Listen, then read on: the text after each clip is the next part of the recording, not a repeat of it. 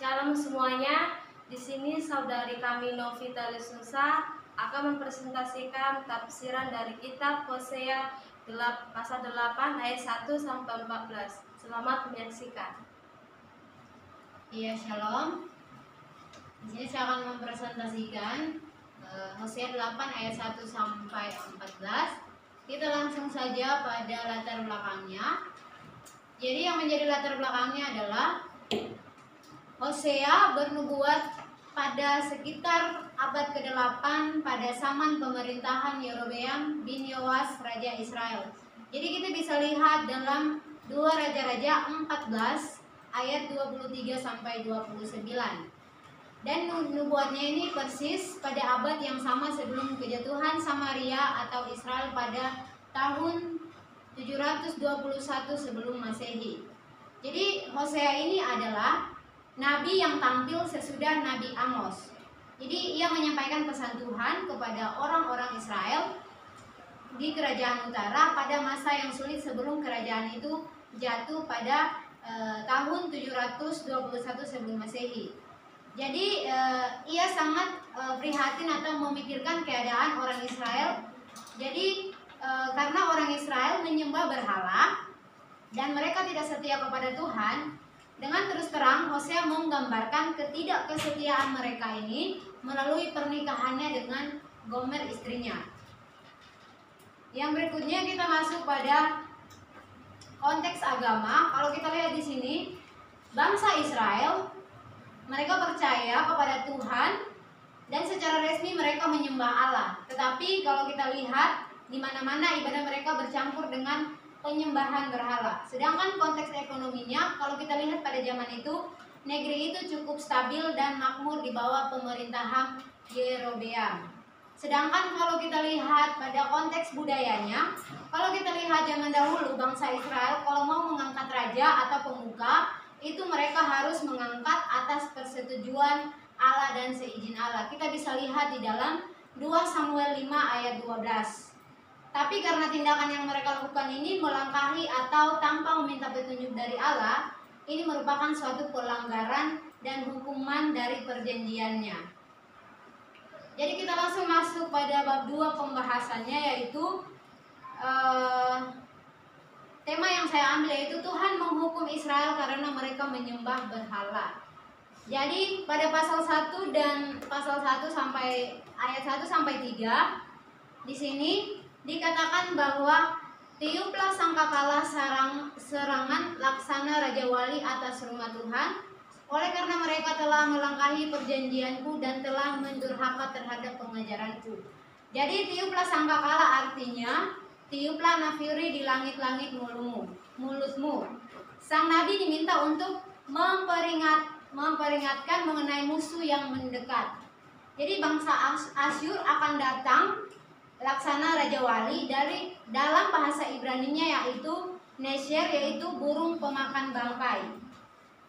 Burung pemangsa merupakan simbol yang cocok bagi Asyur yang berusaha menguasai seluruh Asia Barat melalui suatu kebijakan dan kekejaman yang tak tertandingi. Yang berikutnya dikatakan di sini bahwa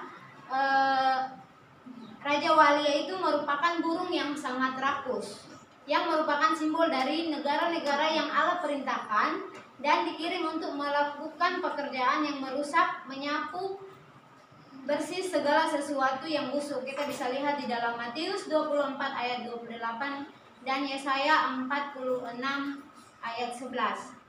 Dapat dilihat di sini bahwa serangan ini merupakan suatu bentuk dari akibat yang dilakukan oleh orang Israel karena mereka tidak setia kepada Allah, sehingga Allah menghukum mereka. Kalau kita lihat di pasal yang kedua, kepadaku mereka berseru-seru, ya Allahku, kami Israel mengenal Engkau. Kalau kita lihat di sini mereka mengatakan dan mereka berseru bahwa mereka mengenal Allah dan mereka melayani Allah. Akan tetapi pengakuan itu tidak ada manfaatnya bagi mereka. Karena kita lihat ibadah mereka kepada Allah tercemar oleh kehidupan mereka yang duniawi. Mereka memuji Allah, tetapi pada saat yang sama juga mereka menolak jalan-jalan yang benar. Jadi ini gambarannya kita pernah melihat sepasang kekasih yang mereka saling mengasihi, tetapi di lain sisi mereka berselingkuh. Nah, hal yang ini digambarkan bangsa Israel dengan Allah itu seperti sepasang kekasih. Jadi mereka mengaku bahwa mereka mengenal Allah, mereka mengasihi Allah, tetapi di lain sisi mereka percaya dan menyembah ilah-ilah lain. Yang berikutnya yaitu pada ayat yang keempat sampai keenam, di sana poin yang saya ambil itu mereka mengangkat raja tanpa persetujuanku. Jadi umat itu memilih para pemimpin yang tidak disetujui oleh Allah. Jadi akar dosa Israel terletak pada sikap yang menyimpan dari perjanjian dan Taurat Tuhan, sehingga Allah memberikan teguran melalui berbagai malapetaka.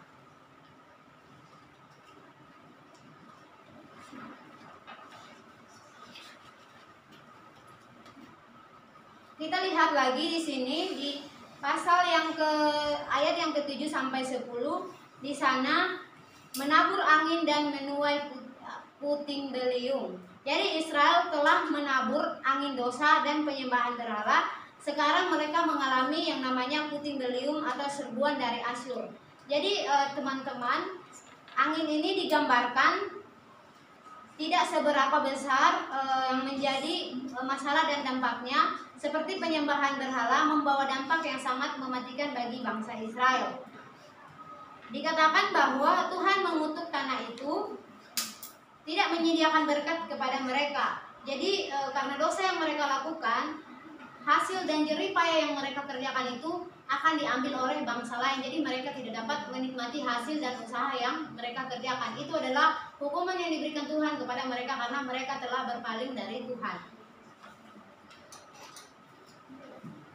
Yang berikutnya adalah di pasal yang ayat ke-8, pasal yang ke-12, di sana dikatakan bahwa pengajaranku sesuatu yang asing. Jadi kalau kita lihat perintah-perintah Tuhan ini sebelumnya sudah disampaikan dan sudah disampaikan kepada bangsa Israel, tetapi perintah-perintah Tuhan ini mereka menganggap bahwa sesuatu yang baru atau sesuatu yang asing, sehingga mereka tidak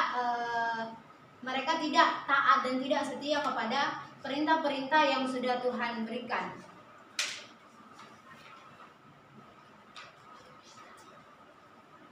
Kalau kita lihat di sini bahwa menuai puting beliung artinya karena Israel sedang menabur dosa, maka mereka akan menuai kehancuran dan penghukuman. Jadi karena dosa yang Israel lakukan, karena mereka menyembah berhala dan berbalik kepada Tuhan, maka karena dosa yang mereka lakukan, maka Tuhan menimpakan malapetaka dan hukuman kepada mereka. Jadi dari pembahasan di atas saya dapat menyimpulkan bahwa Hosea mengajarkan kita bahwa Allah memberikan hukuman terhadap orang yang menyembah berhala. Jadi kalau kita tidak setia dan kita tidak hanya mengaku di mulut bahwa kita mengasihi Allah, tapi perbuatan sehari-hari kita tidak mencerminkan karakter Kristus, Tuhan itu sangat tidak suka dan Tuhan sangat kecewa dengan perbuatan yang dilakukan oleh bangsa Israel. Bahkan dalam kehidupan kita sehari-hari juga, tanpa sadar kita juga sudah melakukan hal demikian. Jadi aplikasinya bagi kita, marilah kita hidup dengan benar dan baik, kita tidak menyimpang ke kanan dan ke kiri. Jadi sebagai orang percaya di zaman sekarang ini, jangan hanya kita mengaku bahwa kita mengenal Kristus, tapi kehidupan kita sehari-hari tidak mencerminkan karakter Kristus. Demikian saja materi presentasi dari saya. Sekian dan terima kasih.